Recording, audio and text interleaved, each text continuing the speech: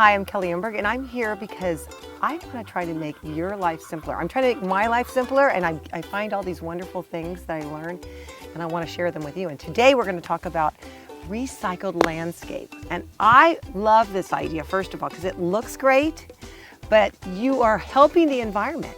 So first of all, I'm going to show you my garden. You might hear a chicken or two because this is the chicken coop, and this is the garden right off the chicken coop. And I'm going to show you how I turned a slope where you couldn't put a chicken coop, and I used recycled materials like broken concrete, railroad ties, just rocks from my garden, wood chips, and all kinds of natural recycled materials, and I made, I think, a really nice garden. I hope you like it. So first of all, we're going to talk about broken concrete. Now, this is something that you can get, and it's free. It's a little heavy, so you might need a little help. Bring your friends, go to a landfill, and collect that broken concrete, and look how beautiful it looks. Isn't this amazing? Seriously. You could be buying stacked stone, and that would cost you a fortune, but this is beautiful. Never make the concrete walls more than 3 feet. And when you stack them, you slowly stack them into the incline, into the hill. That will hold the dirt in. I've used that in this garden as a retaining wall, as you see for this bed right here. I also have used it as a border, which separates the DG from the rose beds. So that is one material that I think everyone should use. The best landscape architects use it. Another great natural looking material that you repurpose is the railroad tie. And you can use them and put rebar inside the railroad tie and stack them, and they also can become a retaining wall. So that's a great idea, and that's what I did. I actually needed a little bit more space coming off the back of my chicken coop, and I made a retaining wall, as you can see right here, with railroad ties.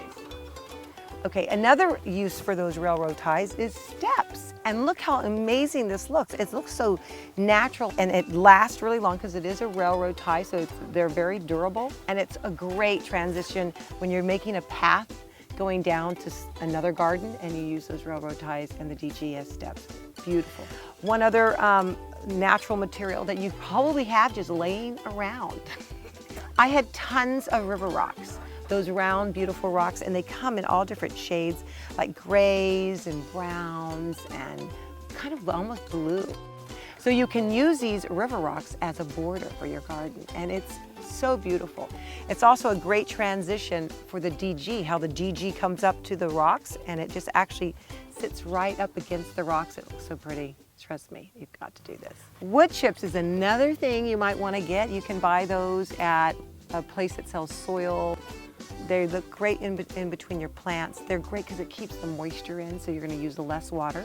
We also have a wonderful thing. I just did this for the first time.